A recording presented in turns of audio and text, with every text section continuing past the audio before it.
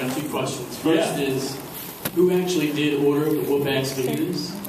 Say it again. Who actually did order the whoop-ass fajitas? My Mexican. Did you not watch the film? I don't do that shit on my own. I got a fucking Mexican to do it. I'm a Romeo. I got some shit to fuck up. Order the fucking fajitas. The next one is, what's your favorite memory with William Dafoe?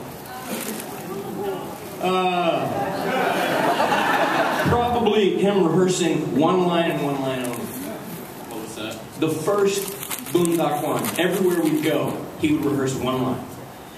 Waiter'd be coming up to the table like, oh, you'll have 2 margarita pizzas, a couple of beers, and a chocolate cheesecake to go. He's like,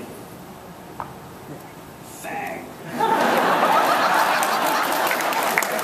Everywhere. Somebody's standing at you on the street.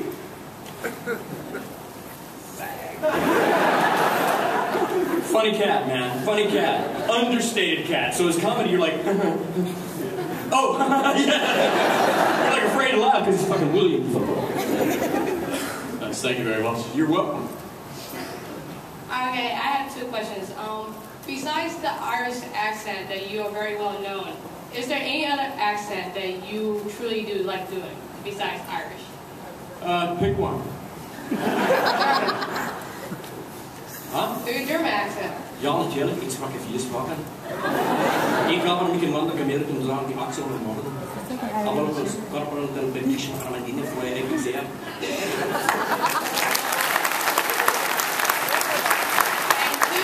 Anything else I can help you with? I could go on. But anyway, in the first movie, the scene that we are getting interrogated, how long did it took y'all guys actually communicate and learn those languages? You say y'all like there's a collective here. Big separation. Big separation. Oh. Another one of those things. I can still recite all of my dialogue in every language today. Se si parla francese, spagnolo, italiano, all of that crap. From 10 years ago. It's just the way my brain works. Ritas did every scene like this. Cue cards. He's like, schnickney, pala stinks, what the fuck, Leonard? How do you say that?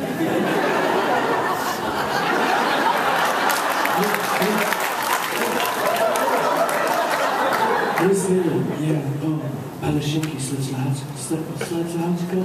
Okay, yeah, can we do it again? Swear to fucking God.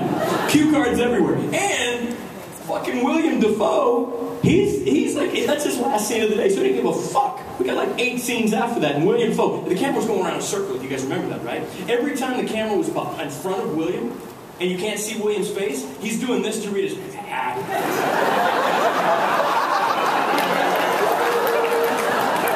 No shit, like you guys think William Dafoe, badass actor. Fuck that shit, that guy's making nonsense on the day, and it fucked Ritas up. It fucked him up. Ritas, that shit was edited together to make that motherfucker look like he spoke in language. Even on the day, he was like, in between takes, how do you pronounce it? And if you remember, like, we both spoke like different shit. You know, that motherfucker, I knew his shit. I was telling him, it's Palisinki slash Lahachko. Lahachko. Lahachko? No, not Lahachko, bro. Lahachko. Lahachko. Think Russian, like, I crush testics like plastic bottle. It's like, oh, okay, yeah, that makes sense. It took fucking 4 hours, man.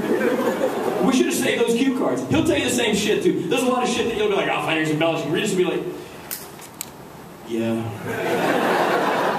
Yeah. Alright, thank you. You're very welcome.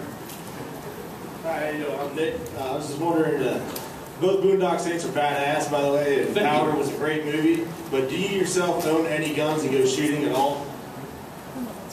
He's from Texas. You guys have known me 45 minutes. What the fuck do you guys think? You goddamn right I do. And if you think there's a possibility that I would let somebody potentially break into my house and do harm to something that I love without providing myself the ability to retaliate and defend them, you're out of your fucking mind. You're out of your fucking mind.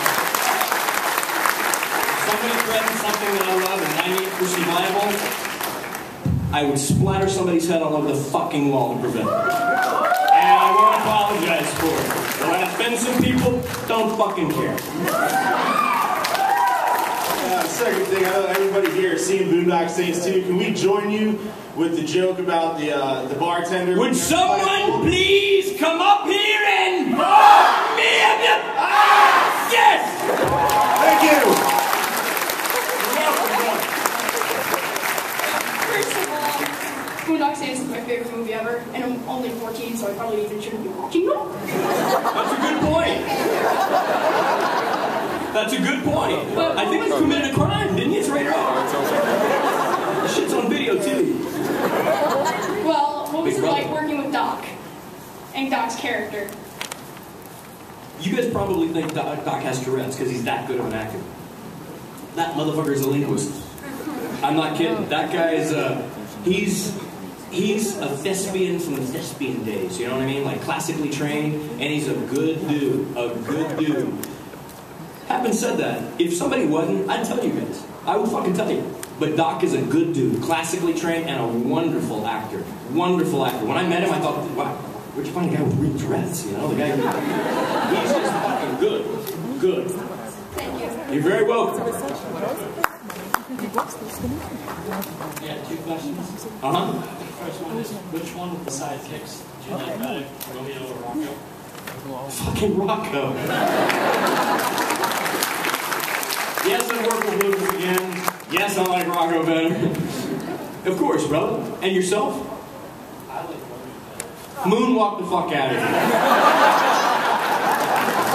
here. Security. I'm kidding, you can stay. But for part 3,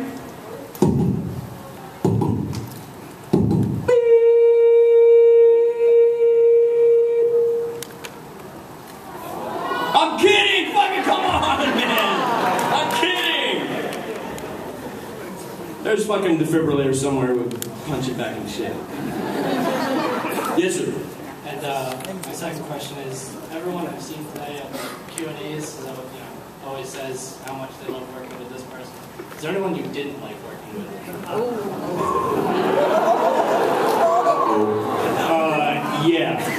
Yeah. You know, there's some of those stories, but I'll give you one. You know, stereotypes are there for a reason. You know, they're from repetitive action, and people start to talk. I've never, in my course of my existence, I've never come across one stereotype where I'm like, wow, that was some made up shit. That doesn't make sense to me. Normally they're founded in something real. Well, I'll tell you one story. I did a movie called, it was called Detox, but they retitled it I See You with Sylvester Stallone. And everybody, thank you. But it was, God, I can't believe I saw that. Anyway, I mean, it was one of those things I did a Sylvester Stallone movie, so I can, tell my kids one day, like, this is the best Stallone movie, But on the day, everybody was talking, like, oh, Stallone, don't look in the eye, and back out of the room, and all this other shit. We shot this in 1998. Sometimes you hear, bad things. One time that's wrong, and I've heard it from a number of different people. This guy was in, I think, 1998. It was one of like Mike Tyson's last fights. We were shooting in Toronto, in Vancouver. And this was when Planet Hollywood was still around. The motherfucker closed Planet Hollywood, invited me to go watch the Tyson fight. And then when I fessed up to him, I'm like, dude, my best friend T would never believe that I'm sitting here with, Rocky. He's like, hey, give me the phone. He's like, yeah, T, you're watching Rocky, you're watching Tyson. I was like, fuck, dude. The guy's the coolest motherfucker I've ever met. Like the regularest dude. And everybody's like, he's 5'2". I'm like, okay, then I'm 5'3". If he's 5'2", the guy's like my height. He's the nicest cat in the world. So on occasion, I've found that to be wrong. But that's 1% of the time. 99% of the time, if you hear it, it's probably founded in something real.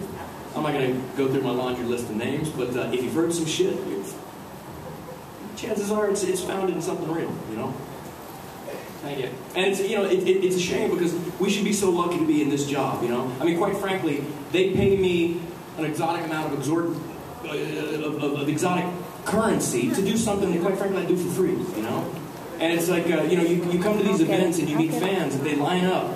just to tell you they did it, you know, which is kind of flattering. It's kind of, I don't understand the people that are not nice or mean. It's like, I've had so many jobs in my life, shit that I didn't want to do. Humiliating jobs, you know, in high school I worked for Astro World, you know, it's like, and you know, guys that go on prom and they come in there and I'd be like, would you like to knock the donkeys down for a prize? And it's you know, Donna Kaczynski, I'm like, Donna Kaczynski, she's saying we're gonna, but you know, you do things because you want to achieve something that can't be achieved without currency. You know, you got to do it. I've had shit jobs in my life.